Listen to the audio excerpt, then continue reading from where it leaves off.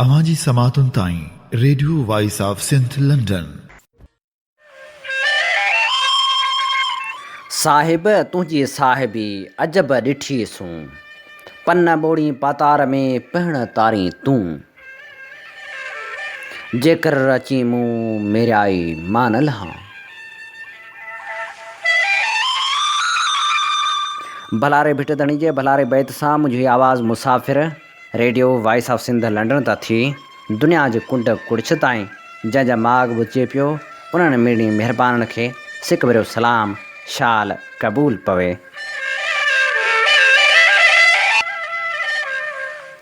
एकवीह अगस्त छंछर जे ॾींहुं अव्हां जो मनपसंद प्रोग्राम सोच वीचार साण करे अव्हां जी ख़िदमत में हाज़ुर अव्हां जो पंहिंजो मेज़बान हबीब लगारी।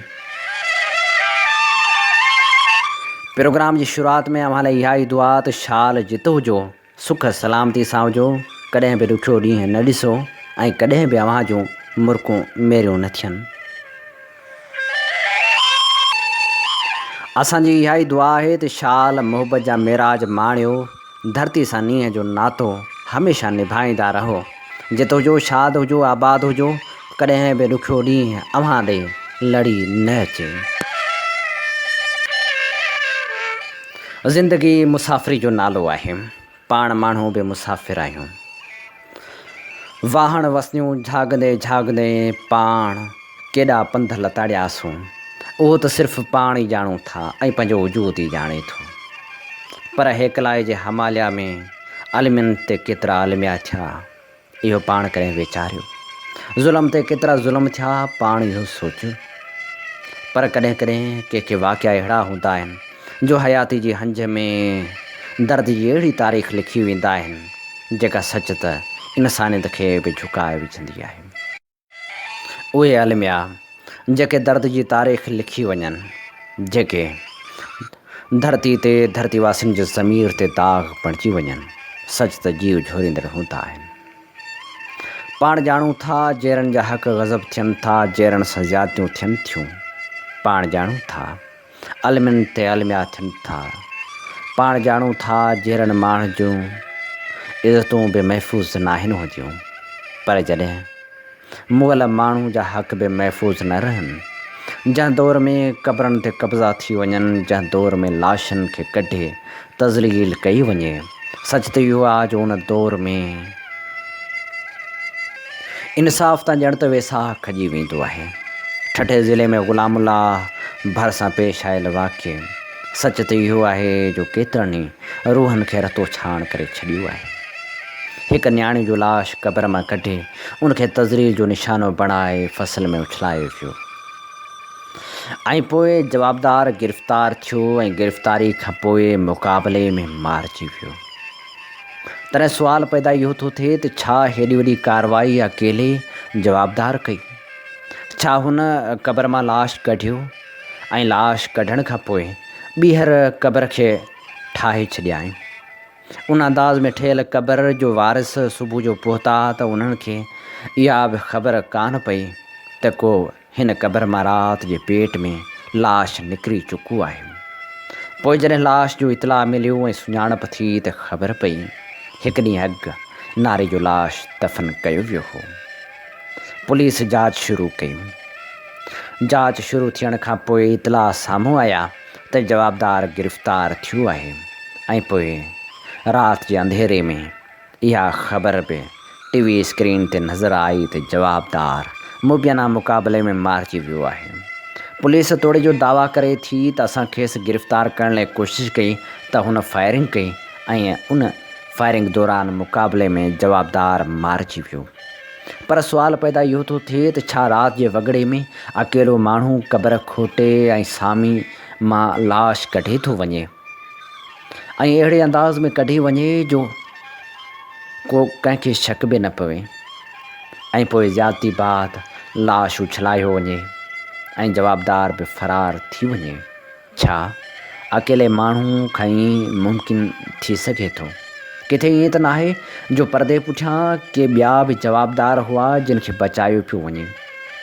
छा किथे ईअं त नथो थिए जो का वॾी डील कई वई आहे? रुगो पुलिस जे मुबियाना मुक़ाबले ते वाह वाह करे ख़ामोशी इख्तियार करण बि बहितर कोन्हे।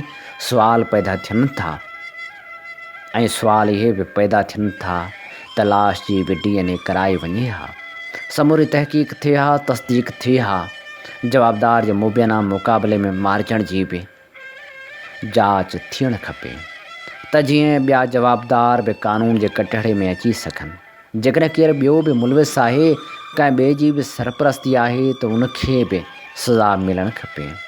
हिकु जवाबदार त सज़ा माणे चुको, पर अदालतनि में केस हले हा, ॿियनि जवाबदारनि खे बि सज़ा मिले हा।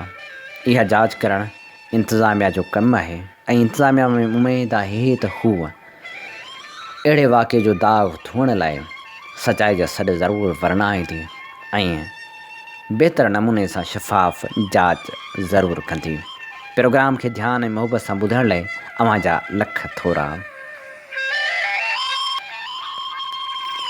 ज़िंदगी जा पंध जॾहिं बि जिते बि खुटा आहिनि, उत साहनि जो सिलसिलो टुटो आहे ऐं रूह जो पखिड़ो बि परवाज़ करे थो वञे। नेठि इंसान ते इंसान आहे, उनखे फ़ना थियणो आहे, पर किरदार हमेशह रहिजी था वञनि। उहे किरदार जेके लाज़वाल हूंदा आहिनि। जदीद क़ौम परस्ती जे बानी साईं GM सैद जो पगदार पुटु अमीर हैदर शाह 89 सालनि जी उमिरि में कराची जी अस्पताल में लाॾाणो करे पियो। अमीर हैदर शाह सिंध जे क़ौम परस्त सियासतदान साईं GM सैद जो वॾो फ़र्ज़ंद हो। साल 1933 में सन शहर में पैदा थियो। इब्तिदाई तालीम पंहिंजे अबाणे शहर सन मां हासिलु कयाईं ऐं बाद में पंहिंजे नंढे भाउ इमदाद मोहम्मद शाह सां गॾु कुझु अरसो अलामा आया काज़ी जी निगरानी में कराची में तालीम वरिताईं। मैट्रिक ताईं तालीम हासिलु करण खां पोइ इंग्लैंड वियो। हीउ उहो ज़मानो हो जॾहिं संसद वालिद मोहतरम साईं GM सैद वन यूनिट जे मुखालफ़त सबबि जेल में हो।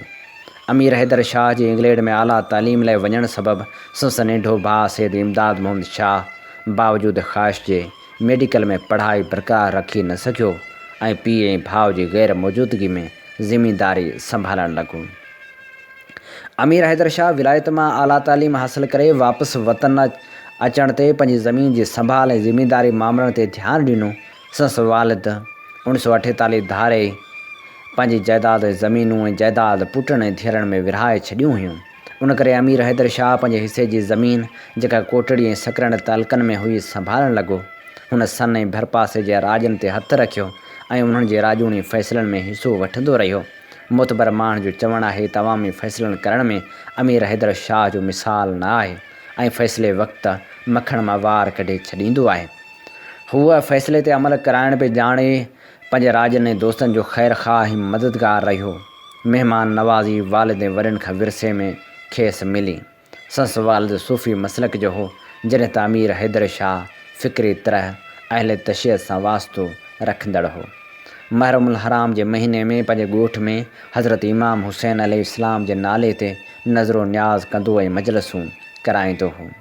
सैयद अमीर हैदर शाह पंहिंजे सियासी किरदार जी शुरूआति 1961 खां कई, जॾहिं हू सन यूनियन काउंसिल जो चेयरमैन चूंडियो।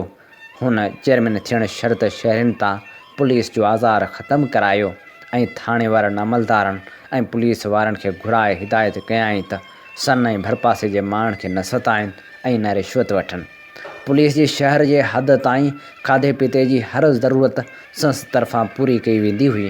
हुन सन ऐं भरपासे आमरी वग़ैरह जे इलाइक़नि में स्कूल खुलाइण में वॾो किरदारु अदा कयो।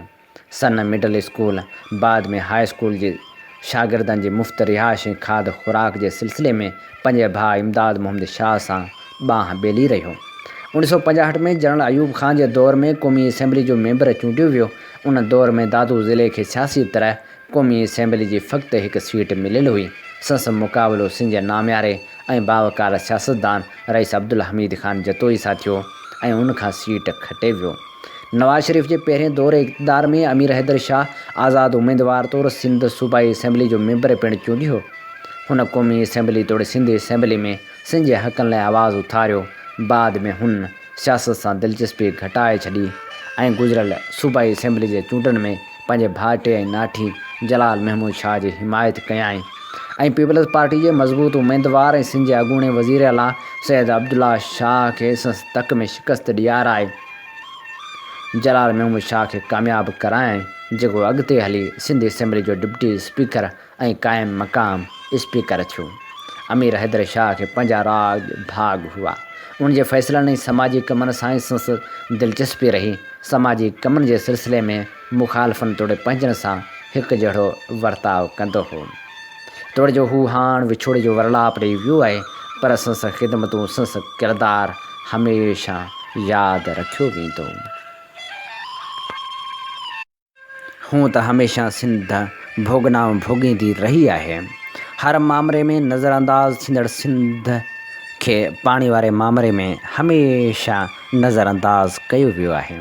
हिकु पासे अरसा जूं अरडायूं आहिनि त ॿिए पासे वफ़ाक़ी हुकूमत ऐं पंजाब जो ज़िद आहे, त वरी टें पासे आपाशी खातो बि कारे नाग वांगुरु बेवसी जे बलाउनि हथां कखियल आबादगारनि खे कखींदो रहे थो। आबादगारनि सां ॿियनि मामलनि में त नाइंसाफ़ी थींदी रहे थी, पर पाणी वारे मामले में त खेनि इंतकामी कारवायुनि जो निशानो बि बणायो वञे थो, त वरी संदन हक़ बि हड़प कया वञनि था। जेके माण्हू 4 पैसा भरे पाणी ख़रीद कनि था, उन्हनि खे त पाणी मिले थो, पर जिन जा वारा आहिनि उन जा कॾहिं बि वारा न्यारा नथा थियनि। उन जे भेट में सियासतदाननि जूं ज़मीनूं सदाईं सैराब थींदियूं रहियूं आहिनि। हू त पाणी खे ढंढनि ऐं ढोरनि में ज़ाया बि कंदा रहिया आहिनि, पर पुछड़ी जो आबादगार हमेशह पाणी जी खोट जे वर चढ़ियल रहियो आहे। लाड़ जा पिछाड़का पट हूं बि सोकाड़े जो शिकार रहिया आहिनि। सो बदीन सुमेत मुख़्तलिफ़ इलाइक़नि में पाणी जी खोट सदाईं रहे थी। लाड़ जेको सदाईं सोकाड़े जो शिकार रहियो आहे, हिकु पासे त खेसि सुकायो वञे थो, ॿिए पासे जॾहिं इज़ाफ़ी पाणी थिए थो, बरसातनि वारो पाणी सिम नालनि जी मार्फत बदीन जा पट रांघे थो, त इहे उहे ई पट आहिनि जिन खे ॿोड़ियो वञे थो। आफ़तनि जी नज़र थींदड़ हिन ज़िले जी मालिकियत अञा ताईं कंहिं बि नाहे कई। आपाशी खाते वारो वज़ीर जाम ख़ान शोरो जॾहिं बदीन ज़िले जे शाखनि जे दौरनि लाइ पहुतो हो, तॾहिं 16 ॾींहं अहमद राजू शाख, खेर सरी, शेरवाह, बहादरवाह, दादरको, जखे जी माइनर माड़ी वसायो जो सुकल ऐं बंजर पूछड़ियूं ॾेखारण बदिरां आपाशी वारनि सूबाई वज़ीर जाम ख़ान शोरे खे सुरमो पाराए रुगो उन वक़्ति ताज़ो तार कयल गोनी जे रेगुलेटर जी विज़िट कराई वापसि मोकिले छॾियो। पर आबादगारनि सां जॾहिं मिलियो त हिकु आबादगार दाहींदे रोई ॾिनो। हुन चयो त पाणी सिर्फ़ु अॼु अव्हां जे करे आयो आहे, अॻे त कॾहिं बि पाणी नाहे पहुतो। तॾहिं आपाशी खाते वारे वज़ीर इहो बि चयो, पाणी पहुचाए ॾियां, पर पाणी पुॼंदो अलाए न, इहो बि अहम सुवालु आहे। छो त पाणी लाइ पुकारींदड़ ही धरती इन खां अॻे जो भिड़भाग थी वञे, फसल मोकिलाए वञनि, उन खां अॻे पाणी पुॼणु खपे। सारंग बि अञा सार नाहे लधी, सारंग सार लहिज अलाह लॻ उॼनि जी। पाणी पोइ जे पुठनि ते आरज़ान उन करेज, वतन वसाइज त संघारण सुख थिए वारी दुआ बि अञा नाहे अखामी। पाण चाहियूं था त ही पट वसनि सिराब थियनि ऐं उन सां गॾोगॾु हिननि पटनि में सारियूं ऐं सुगदासी चांवर थियनि, उहे चांवर जिन जी ख़ुशबू बि माण्हू खे मुअतर करे विझंदी आहे। ऐं हाणे अव्हां जी ख़िदमत में ठठे मां पोतल उहा रिपोर्ट शामिलु करियूं था जेका असां ॾे ॾियारे मोकिली असांजे साथी शबीर भट्टी। लाड़ जे शागिर्दनि खे जदीद तालीम ॾियारण वास्ते सिंध सरकार जे ख़ुसूसी लागत सां तामीर थींदड़ institute of business administration campus ठठे जो 80% तामीराती कमु मुकमिल थी सघियो आहे, जॾहिं त 20% कमु 5 साल गुज़रण बावजूदि मुकमिल थी न सघियो आहे। मकली ग़ुलामुल्लाह रोड ते ठठो सीमेंट फैक्ट्री जे साम्हूं सिंध सरकार तरफ़ां 2016 धारे शुरू कयल इमारत ते तइमीराती रथा ते हिन वक़्त ताईं 85 करोड़ रुपया ख़र्च थी चुका आहिनि। 60 एकड़ जी एराज़ी ते तइमीर थींदड़ IBA जी पीढ़ जो पत्थर 2015 में रखी 2016 खां मरमत जो कमु आगाज़ कयो वियो, पर वक़्त सिर फंडनि जी अदायगी न थियण करे तइमीराती कमु रोलड़े जो शिकार थी वियो। जदीद तर्ज़ ते अर्जंदड़ ऐं ख़ूबसूरती जी अकासी कंदड़ इमारत अंदरि 16 अदद कुशादा क्लास रूम, हिकु क्लास रूम में 60 शागिर्दनि जे वेहण जी गुंजाइश ॿुधाई पई वञे, जॾहिं त 4 अदद लेक्चर हॉल, 4 अदद कंप्यूटर लैब, 1 अदद लेबॉरेटरी, 1 अदद library, canteen, administration block, hostel, park, मस्जिद, कुशादा रोड ऐं ऑफिसर ऐं स्टाफ लाइ रिहाइश गाह पिणु कैंपस जे चौदीवारी में शामिल आहिनि। जॾहिं त IBA कैंपस लाइ सिंध सरकार जी ख़ुसूसी फंड सां ख़रीद कयल 2 अदद बसूं, 1 एम्बुलेंस, 1 सुज़ुकी पिकअप ऐं ट्रैक्टर ट्राली वक़्त सिर इस्तेमालु न थियण करे नाकारा बणिजी रहियूं आहिनि। सार संभाल ऐं सफ़ाई सुथराई न हुअण करे मिटी जा ढेर ॼमी चुका आहिनि, जॾहिं त 60 एकड़नि वारी एराज़ी ते पखिड़ियल IBA कैंपस जी सार संभाल न लहण ऐं चौकीदारी न थियण करे क़ीमती सामान लावारसी वारी हालत में पियल आहे। अहिड़ी सूरतहाल बाद चोर मौक़े जो फ़ाइदो वठी क़ीमती सामान ॿुहारण जूं वारदातूं पिणु कंदा रहिया आहिनि। ॿुधायो थो वञे त सिंध हुकूमत तरफ़ां वक़्त सिर फंडनि जी अदायगी न थियण करे 5 सालनि जो अरसो गुज़रण बावजूदि इमारत पंहिंजो मक़सदु माण खां क़ासिर बणियल आहे।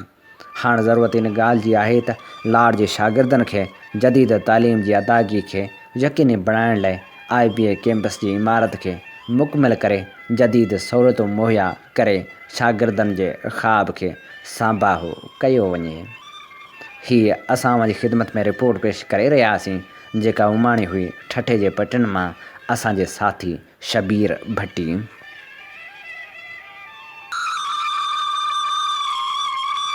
सोच वीचार जे सफ़र में हाण शाइरी जा वर्क वरायूं था ऐं अॼु अव्हां जी ख़िदमत में शामिल करियूं था नामियारे शाइर, इनकलाबी शाइर हलीम बाग़ी जी ख़ूबसूरत इनकलाबी शाइरी।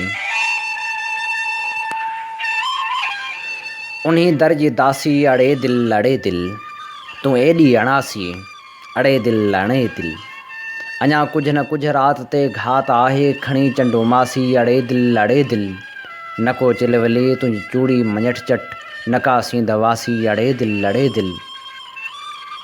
हू आया ऐं वारा नियारा करे विया तूं अॼु ताईं आसी अड़े दिल मोहबत न थी ॼण त का रुञ जी उन तूं कंहिंजी प्यासी अड़े दिल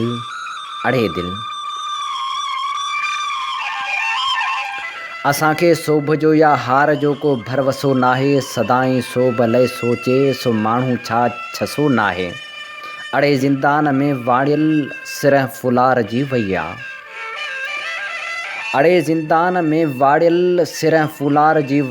ऐं तुंहिंजे कंठ में फाथल को नगमो ई फुटो नाहे कसर निसरन खुंभल विखरन जे रुत निराली आहे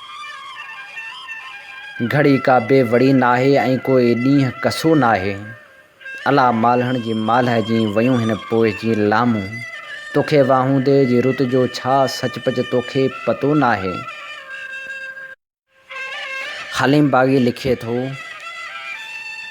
ही संगरनि जी मौसम सदाउनि जी मौसम ही ताज़ीर जी रुत वफ़ान जी मौसम उहे जाम जा ढुक उहे चग वराका कजे छा खड़ी आहे कज़ाउनि जी मौसम असांजे ई रत सां किरड़ो ककोरिया वरिया बहाउनि जी मौसम जे जलंदो त झूना गढ़ हाण जलंदो आचारण जी चित में चिताउनि जी मौसम जा हलंदे ई बदिले जा खिलंदे ई मटिजे सतूं जे अखियुनि जी अदाउनि जी मौसम अव्हां जे अखियुनि खां वठी दार ताईं असां लाइ ख़ताउनि जी मौसम हे चौबक जी कड़कड़ ही ॿेड़ियुनि जी खड़खड़ ही धड़कन दबाउनि पुछाउनि जी मौसम अला कोन जाणे पिरीं केरु माणे गुलाबी गुलनि जे फिज़ाउनि जी मौसम बहारनि जी मुंद पंहिंजे वारे ते ईंदी लुटियनि जे हली आ सज़ाउनि जी मौसम। जिगर धूड़ बणियो अखियूं दूंह बणियूं, ॾिठी अथऊं दुआउनि जी मौसम। कॾहिं सींध ते कॾहिं पग दिखे ते, असां ख़ूब माणी जज़ाउनि जी मौसम। खिड़ी दिलि जे थर ते नई का चंबेली, अची वेई शराबी हवाउनि जी मौसम। जॾहिं जोर ॻांयुनि पलर खे पुकारियो त घर घर ते बरसी घटाउनि जी मौसम। ही संघरनि जी मौसम, सदाउनि जी मौसम, ही ताज़ीर जी रुत वफ़ाउनि जी मौसम। असां बन में जेके बि रातियूं लुटायूं, पिरह मुख ते झूमक जियांसे सजायूं। न पाती असां का बि माल्हे न पाती, चंबेली वलियूं हर अङण ते लॻायूं। इहा माठ मकली चई ॾे, असां तो में केॾियूं कहाणियूं लिकायूं। पए चंड तड़पियो सितारा पे मछरिया, असां तुंहिंजो पलकूं चपन ते घुमायूं। ही लुड़कनि जा मोती, ही आसन जा खंडर, ही पंहिंजूं कमायूं, ही पंहिंजूं लुटायूं। असीं जोगी नीरे गगन जी कंधी ते, असीं जोगी नीरे गगन जी कंधी ते, पिया जूण कंहिं चंड चुमण लाइ मटायूं।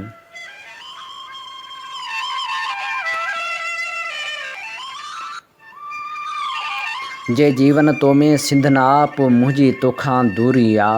ही जीवन आहे छा, किथ जेल ज़हर किथ सूरी आ। हिन काक मंडल खे डाहींदी कंहिं आस नगर जा साठ सटियूं। उसखां ते इझो ई घुरिजे थो, संसार तपंदड़ खूरी आ। हिन कूड़ किले जो भरम टुटो सभु सांग रचाए बि सम्झूं था। तो ठोरी ठाहे आॾ रखी, मूं काल जा ढूंढी ॿोरी आ। ॾाढो करियो छो, छा लाइ डिॼां मां सम्झां पियो। जे ॾाढो अकजी माखी आ, पोइ कहिड़े बाग़ जी मूरी आ। कातिल जे हथ में लर्ज़ छा, खंजर बि संभाले केर भला। ही मुंहिंजे खून जो तकदुस थियो, जला जे लाइ मजबूरी आ। अॼु धरती माउ जी ॻल लॻी, हर बाग़ी पए थे हीअं चयो। मां कुसजां तुंहिंजे राहनि में, मंज़ूरी आ। मूंसां पेर भरी हा जेकर, तोखे थर में थांव न मिले हा। पर तुंहिंजे पेरनि खे शायदि अहिड़े आरहड़ भाव न मिले हा। टांडा थी वियो आहीं, पोइ बि पाण जलण लाइ आतो। पेरनि में थई छाला छोरा, पहणनि ते बि हलण लाइ आतो। तूं एॾो आ प्यासो मूर्ख, ॼणका हाण मल्हार न ईंदी। सतरंगा नठ बि न खिड़ंदा, खस्तूरी हबकार न ईंदी। ॼेरा ॼणींदड़ हिन धरती ते, तूं बि जलियो आ मां बि जलियो हां। पंहिंजी रिन ते राही, तूं बि हलियो आ मां बि हलियो हां। गॾिजी पंध करियूं हा जेकर, को छेड़ो का छांव न मिले हा। पर वाटड़ू गॾु हलण सां झुड़ फुड़ वारी झांव त मिले हा। तुंहिंजा छालनि हाणा पेरा रिढ़ंदे रत थियनि हा। मुंहिंजा गीत उन्ही घड़ियनि में तोखे काई तांघ ॾियनि हा। तुंहिंजे सहकी साणो थी हा, ॿीहर भेड़ी बैत ॿुधूं हा। गीत जे पड़लाव में गुम थी, पंहिंजे माग वधूं हा। छा थियो जेका छांव न आहे, छा थियो जेका छांव न आहे।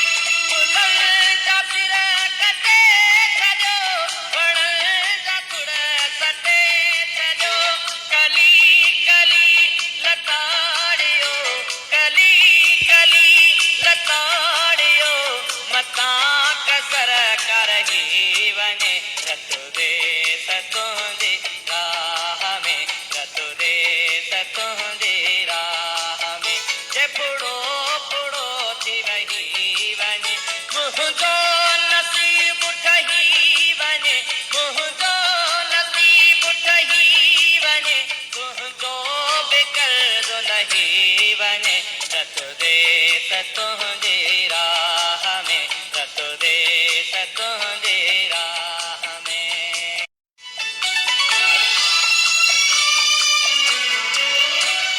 मुबारकूं वठींदड़ो कुहण जी रुत अची वई मुबारकूं वठींदड़ो कुहण जी रुत अची वई हिते पयो को खुशी वञे हिते पयो को खुशी वञे हितां पयो को कही वञे रत दे त तुंहिंजी राह में रत दे त तुंहिंजी राह में जे फोड़ो फोड़ो थी वही वञे मुंहिंजो नसीब ठही वञे मुंहिंजो नसीब ठही वञे तुंहिंजो बि कर्ज़ो लही वञे रत दे त तुंहिंजी राह में रत दे त तुंहिंजी राह में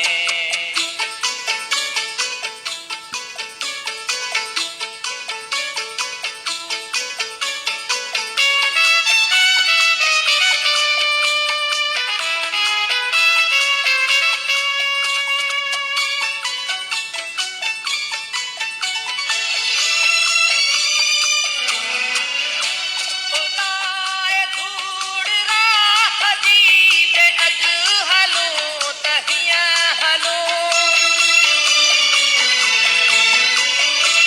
उताए धूड़ राह जी ते अॼु हलूं त हीअं हलूं जो असांजे शहर ते वरण जो असांजे शहर ते वरण जी वाट ई रही वञे रत दे त तुंहिंजी राह में रत दे त तुंहिंजी राह में जे फुड़ो फुड़ो थी वही वञे मुंहिंजो नसीब ठही वञे मुंहिंजो नसीब ठही वञे तुंहिंजो बि कर्ज़ो लही वञे रत दे त तुंहिंजी राह में रत दे त तुंहिंजी हलीम बाग़ी जी ख़ूबसूरत शाइरी सां ही ख़ूबसूरत आवाज़ हो सरमद सिंधी जो अवी ॿुधी रहिया आहियो Radio voice of Sindh London ऐं अव्हां जी ख़िदमत में प्रोग्राम पेश कयो पियो वञे सोच वीचार जे सफ़र में अव्हां सां मुखातिब अव्हां जो पंहिंजो मेज़बान हबीब लगारी सोचनि जे हिन सफ़र में जेकॾहिं अव्हीं बि असां सां हम क़दम थियणु चाहियो था हम सफ़र बणिजणु चाहियो था त असां सां सहकार करियो असांखे मालूमात ॾियो असांखे मवाद मोकिलियो उहो मवाद जंहिंमें सुजाॻी जा सॾ हुजनि जंहिंमें धरती जी ॻाल्हि हुजे जंहिंमें धरती जे उन्हनि मिसकीन माण्हुनि जी ॻाल्हि हुजे जेके जीअण करण जेॾियूं वॾा वस क़याम वांगुरु रहिया आहिनि जिन सचाई जा सॾ हमेशह वर्णाया आहिनि जिन कॾहिं बि बासरनि जी ग़ुलामी नाहे कई या उहे वजूद जेके ग़ुलाम हूंदे बि जदोजहद कनि था पंहिंजे लाइ पंहिंजनि माण्हुनि लाइ ऐं उन सां गॾोगॾु अव्हां असां ॾे इनकलाबी शाइरी बि मोकिले सघो था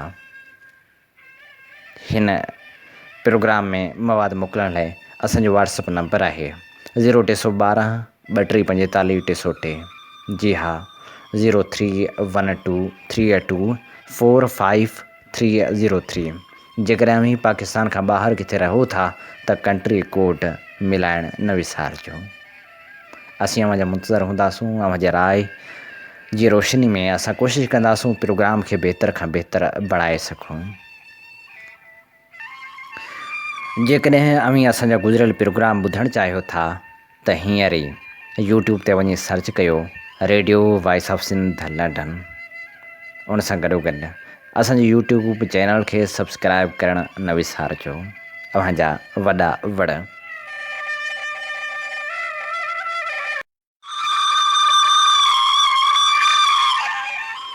प्रोग्राम सोच वीचार में हाण सोचनि जी सुरहाण लफ़्ज़नि जा गुलाब तारीख़ जा वर्क उहे जिन में दलेरी जा दास्तान समायल आहिनि। जी हा, अज़ीम लेखक नावल नवीस ऐं कहाणीकार सिराजुल हक़ मेमण जे किताब मरण मूसियाव जा वर्क वरायूं था।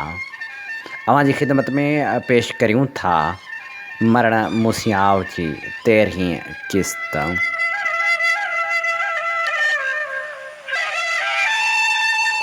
ऐं पोइ वरियाम नूरी ॾांहुं निहारियो, पर हूअ हुन जे मुंहं में निहारे न सघियो।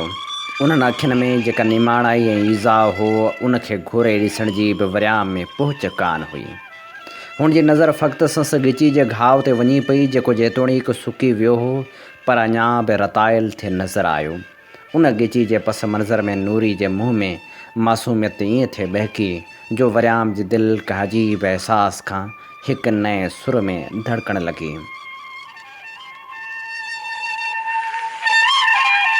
ऐं पोइ हुन पंहिंजाइप मां चयो, थोरी देरि में हितां ॿाहिरि हलणो आहे, ही नीगर कैसर बेग जा आहिनि न। नूरी खां वरियाम जे वातां सिंधी ॿुधी छिरक निकिरी वियो। अला, मुंहिंजी जीजल जी ॿोली केॾी न मिठी ऐं सुरीली आहे, जेका ॿुधण सां सभु ॾुख सूर माठा करियो छॾिए। हुन पहिरियों भेरो नज़र खणी वरियाम खे ॾिठो, जंहिंखे पोशाक त तुरखान जहिड़ी पयल हुई, पर संसि अखियूं निज निबार सिंधी अखियूं हुयूं। सिंधी अखियूं त परे खां पधरियूं, उन जी पंहिंजाइप बि निराली त निहार बि निराली। सिंधी अख जो शर्म बि पंहिंजो, पाणी बि पंहिंजो, हया बि पंहिंजो, त उन न्यापो सनेहो बि पंहिंजो। वरियाम जे अखियुनि में हुनखे जेके कुझु नज़र आयो त हुन खां समूरा ज़ुल्म विसाराए छॾिया, जेके धारियुनि हुनखे ॾिना हुआ। हुन जे अंदर जा घाव त ॾाढा गहरा हुआ, पर हुननि अखियुनि में हुन जेको पाॿो ऐं पंहिंजाइप ॾिठी त हुन जा वार कांडारे छॾिया। हुन रुॻो कंध धूण करे हा कई, हीअ कनीज़ असांजी मिल्कियत आहे।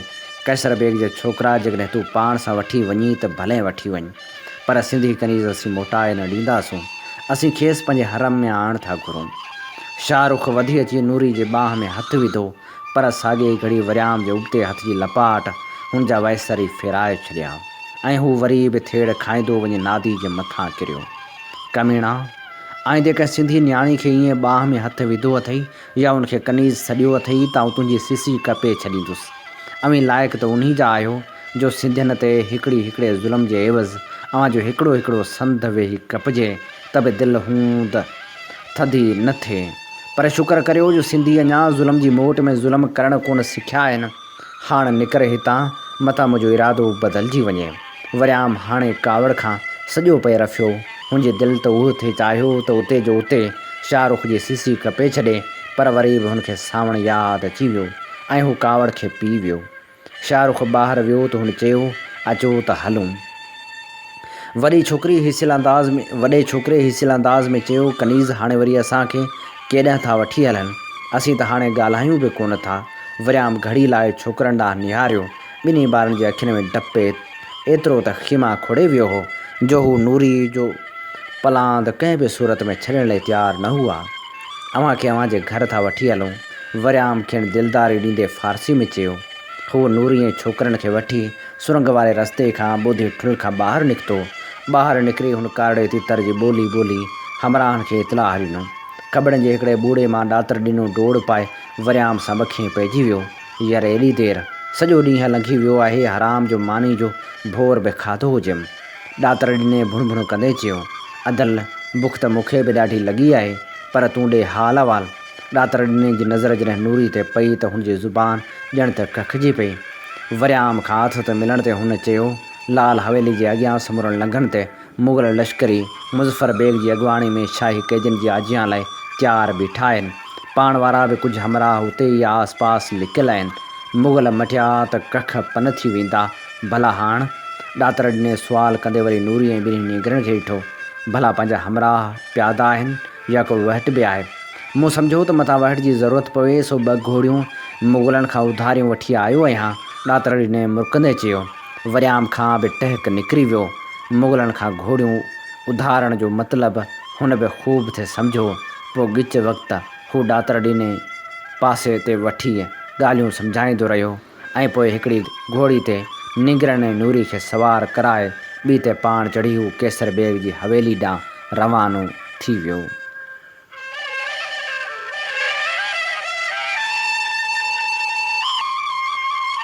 कैसर बेग जा पुट जॾहिं खां मिर्ज़ा शाहरुख वारनि पाण वटि झलिया हुआ तॾहिं खां हुनजी ज़िंदगी में ॼण को वॾो ज़िलज़िलो अची वियो हो, जंहिं हुनजी हयाती में हिकु नओं मोड़ आणे छॾियो हो।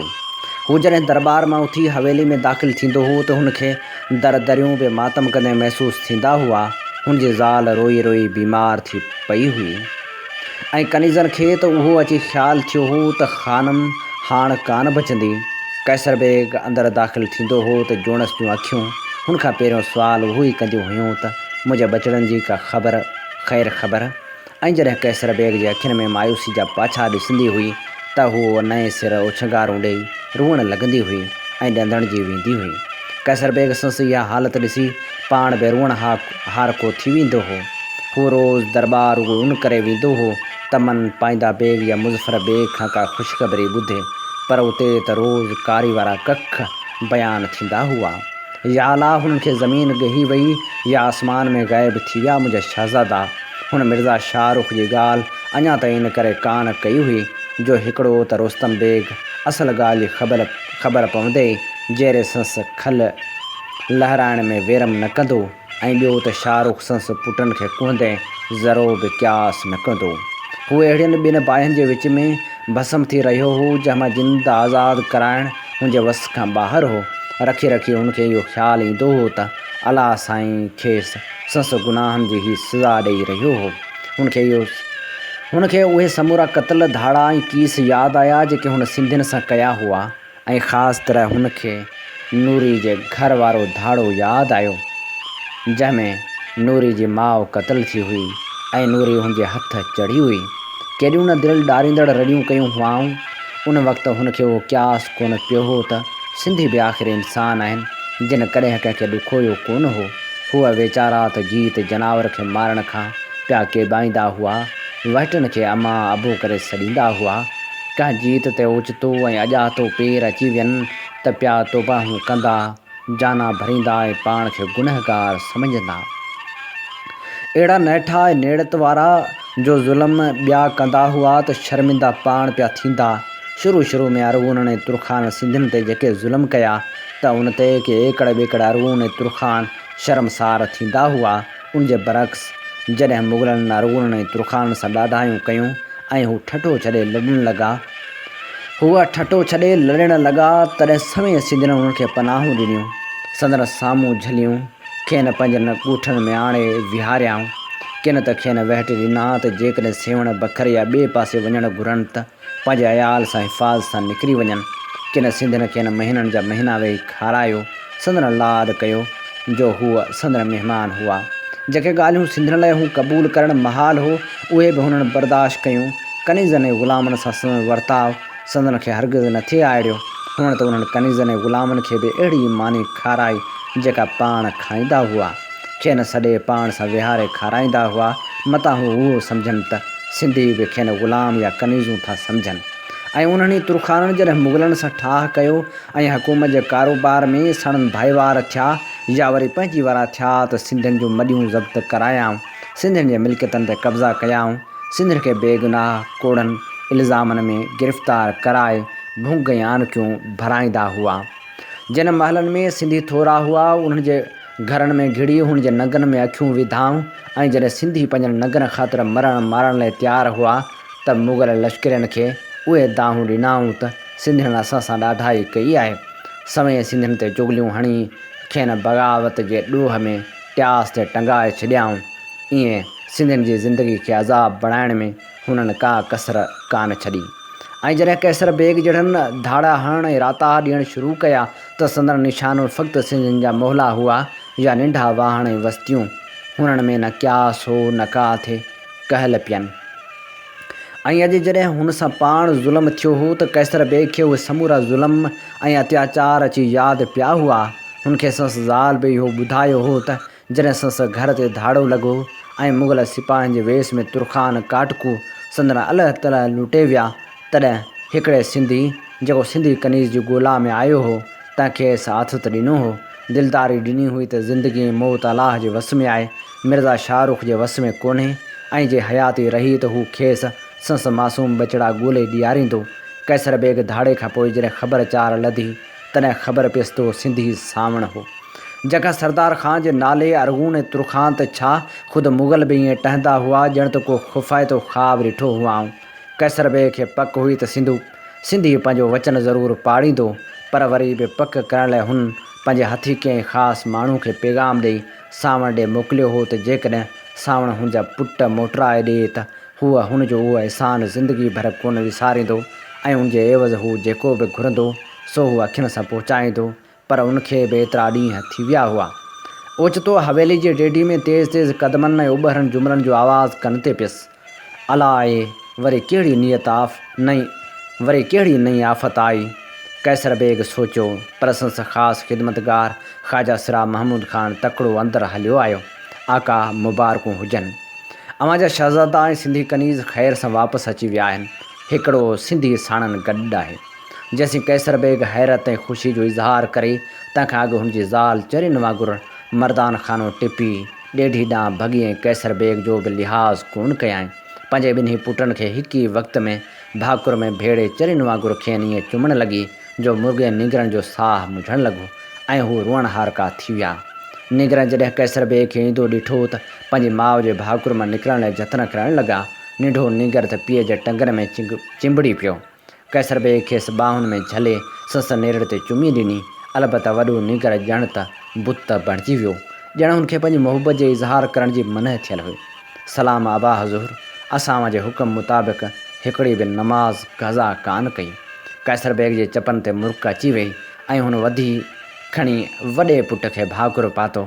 कोशिशि करण जे बावजूदि हुनजे भाकुर में बि वॾे निगर जूं टंगूं पए ॾकियूं ऐं हू वॾा वॾा साह खणी रहियो हो, ॼण त पंहिंजे डप ते ज़ाब्तो रखण जी कोशिशि करे रहियो हो। ऐं अबा हज़ूर, हिन सिंधी असांखे दुश्मन जे क़ैद मां आज़ादु करायो आहे। कैसर बेग खां ॼण छिरक निकिरी वियो ऐं हू ॼण आसमाननि खां ज़मीन ते मोटी आयो। ज़मीन जिते हक़ीक़त जो उघरो मुहांडो हुनजे साम्हूं हो, जिते पीउ जी शफ़क़त ऐं मोहबत खां बि अॻिते कुझु हो। हुन कॾहिं सावण खे कोन ॾिठो हो, उन करे हुन सम्झो त हीउ सावण हूंदो। हुन अहसान मंदी जे नज़रनि सां वरियाम खे ॾिठो ऐं अॻिते वधी हुनखे खणी खेसि गिराटी लातो। सिंधी, असीं तुंहिंजो हीउ थोरो कॾहिं बि लाहे न सघंदासूं। वरियाम हर ॿिए सिंधी वांगुरु थोरनि मञण ते ॼण खिखो विखो थी वियो ऐं फिके खिल खिलंदे चयाईं, हयाती त अलाह जे वस आहे, मिर्ज़ा शाहरुख़ जे वस में त कान्हे। असां वटि सिंधी में चवंदा आहिनि त वेरी खां वाहरू वधीक वेझो हूंदो आहे। सो अव्हां जे छोकिरनि जी हयाती मूं न पर हिन बचाई आहे। वरियाम नूरी ॾांहुं इशारो कंदे चयो। कैसर बेग जो ध्यानु हेसि ताईं सिंधी कनीज़ नूरी ॾांहुं वियो ई कोन हो। हुन जॾहिं नूरी ॾांहुं ॾिठो तॾहिं ॼण हुनजो माज़ी मोटी आयो। नूरी कैसर बेग जी ज़ाल ऐं संस ॿाननि जे विच में घिरियल हुई। हिकिड़ी कनीज़ त खेसि भाकुर में झलियो बीठी हुई, पर संस मुंहं जो हिकिड़ो पासो पाछोले जा कैसर बेग जे नज़रनि में खुपी वियो। हीउ हुसन त हुन दुनिया जो हुसन ई कोन्हे, कैसर बेग सोचियो। हा अबा हज़ूर, सिंधी कनीज़ असांजी जान बचाई, अव्हां जे इनाम जी मुस्तहक़ थी आहे। कैसर बेग जे वॾे निगर अहिड़े अंदाज़ सां उहे लफ़्ज़ चया ॼण त हू कंहिं दरबारी अमीर वांगुरु ठठे जे आमिल अॻियां ॻाल्हाए रहियो। बेशक बेशक, यकीनन असीं हुनखे इनामनि इकरामनि सां नवाज़ींदासूं। हीउ नौजवान बि असांजे इनाम इकराम जो मुस्तहक़ आहे। कैसर बेग में तुरखान अमीर मोटी आयो। वरियाम खे हुन गुफ़्तगू मुंझाए विधो। हुनजे तस्वर में बि उहो न थे आयो त को पुट ऐं पीउ एॾे विछोड़े खां पोइ ईअं बनावटी अंदाज़ में हिक ॿिए सां ॻाल्हाए थे सघिया। हुन रुॻो हुन मुंझारे खां बचण लाइ चयो, छॾियो इनामनि इकरामनि जूं ॻाल्हियूं, हाणे असीं इजाज़त घुरंदासूं। न चाहींदे बि हुनजी नज़र नूरी ॾांहुं खॼी वई। नूरी जेका कैसर बेग जी ज़ाल ऐं संस कनीज़नि जे विच में ॼण त चोॾहीं जे चंड वांगुरु पए बहकी, उहे समूरियूं ज़ाइफ़ाऊं संस अॻियां सचपच त बानियूं थिए लॻियूं। ईअं वरी कीअं थींदो? असां ते एॾो अहसान कयो आहे, सो घटि में घटि असां सां 2 गिरह त गॾु खाइणा पवंदा अव्हांखे। महमूद ख़ान मर्दान खाने में ताम जो इंतज़ाम हिकदमि थियणु घुरिजे। कैसर बेग जे अंदर जो तुरखान अमीर हाणे पंहिंजे असलूकी सूरत में ॻाल्हाइणु लॻो। न हिजाब कान्हे, अव्हां जी वॾी महिरबानी। ऐं पोइ हुन नूरी ॾांहुं मुंहुं करे चयो, हाणे हलो त हलूं, अॻियां बि वॾो पंधु आहे। जेसीं नूरी को जवाबु ॾिए तंहिंखां अॻु महमूद ख़ान वॾे चयो, आका मर्दान खाने में समूरो इंतज़ाम हाज़ुर आहे। वरियाम वरी मुंझी पियो। हुनजी दिलि हिते हिकु घड़ी बि गुज़ारणु न थिए घुरियो। का ॻाल्हि हुई जंहिं हुनखे मुझाए विधो, का ॻाल्हि हुई जंहिं हुनजे दिलि जे कंहिं कुंड में गुमान ऐं शक जी सूरत में चूंडड़ी पए हई। हुनखे सॼो माडाण ईअं लॻो जंहिंमें सच लाइ का गुंजाइश ई कान हुई, जंहिंमें का सिंधी जी जाइ न हुई।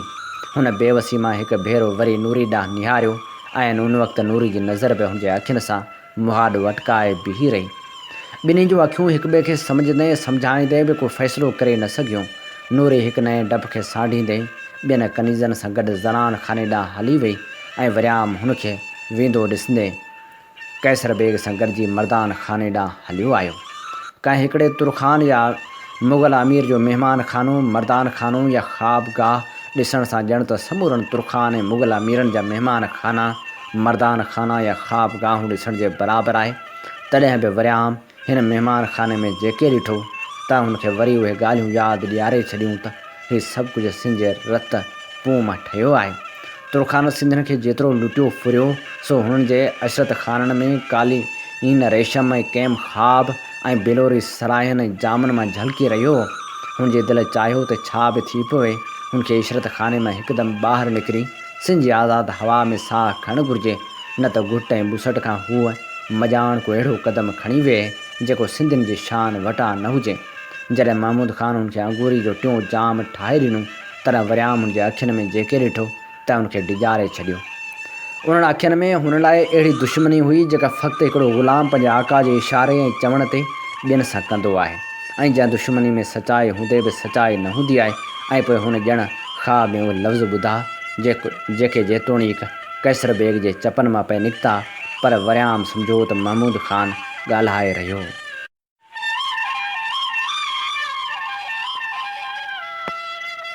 सिंधी कनीज़ जे सौदे करण सां असीं वरी तोशे खाने जी अमलदारी हासिलु करण में ज़रूरु कामयाबु थींदासूं।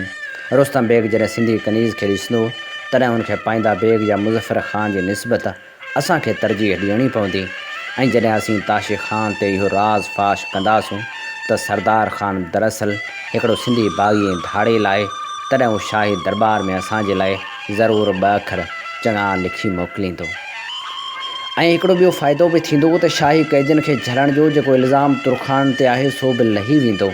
जॾहिं असीं इहो साबित करे ॾेखारींदासूं त असां शहज़ादा ऐं सिंधी कनीज़ असां हुन सिंधी बाग़ी सरदार ख़ान उर्फ़ सावण जे कब्ज़े मां छॾाया आहिनि, हिन वक़्तु तुरखाननि खे मुग़लनि जे कहर खां बचाइण लाइ इहो लाज़मी आहे त रुस्तम बेग ते इहो वाज़ह करे छॾिजे त असल ॾुहारी सिंधी आहिनि, जिन शाही क़ैदियुनि खे ऐं असांजे शहज़ादनि ऐं सिंधी कनीज़ खे उन करे पाण वटि रखियो त जीअं मुग़ल ऐं तुरखान जी हिक ॿिए सां विढ़ी पवनि ऐं सिंधी उनजो फ़ाइदो वठी मुग़लनि ख़िलाफ़ु शोरश करे मुग़लनि खे लोधे कढनि।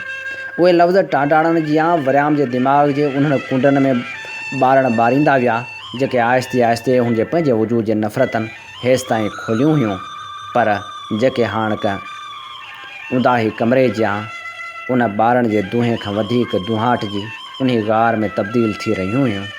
आका, अव्हां जे हुकम जी तमील में ज़रे जी बि कोताही न थी आहे। सिंधी हाणे अहिड़ी निंड में ग़ल्तान आहे जो 4 पहर त हुन जी अखि खुलणु महाल आहे। ऐं ताशी ख़ान, अव्हां जे हुकम मूजिबि हिन सिंधी ऐं सिंधी कनीज़ खे हुज़ूर मिर्ज़ा रुस्तम बेग जी ख़िदमत में पेश करण लाइ पंहिंजे लश्करनि जो दस्तो ॾियारे मोकिलियो आहे, जेको अव्हां जी इजाज़त जो मुंतज़रु आहे। महमूद ख़ान कोनश कंदे चयो, शाबास महमूद ख़ान, असांखे तो मां इहा ई उमेद हुई। कैसर ख़ान जे चपनि ते जेका मुर्क हुई उन में का ख़ुशी कान हुई।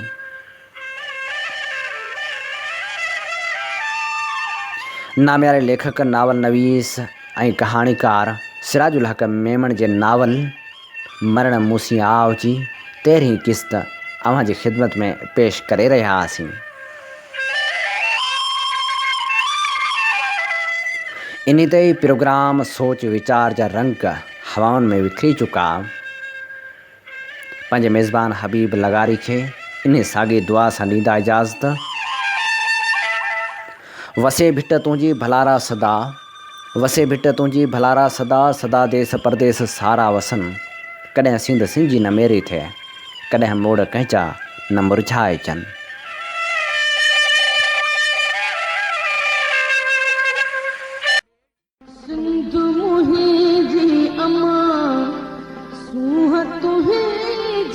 मथां छा लिखी छा लिखां छा लिखी छा लिखां ओ सिंध मुंहिंजी अमां दुनिया जा सिंधियो हिक मुठ थी सिंध बचायो। सिंध मुंहिंजी अमां सूंह तुंहिंजी मथां छा लिखी छा लिखां सिंध जो क़ौमी आवाज़ Radio voice of Sindh London.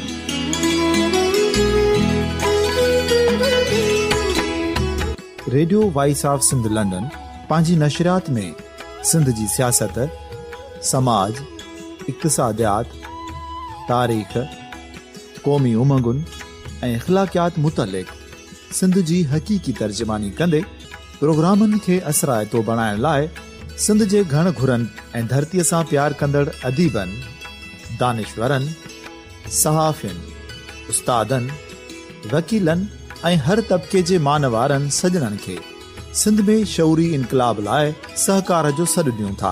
अचो त गॾिजी सूफ़ियुनि ऐं संतनि वारी सिंध जो ओज हिकु मुठ थी वरी वापसि आणण वारे सफ़र जा साथारी बणिजऊं।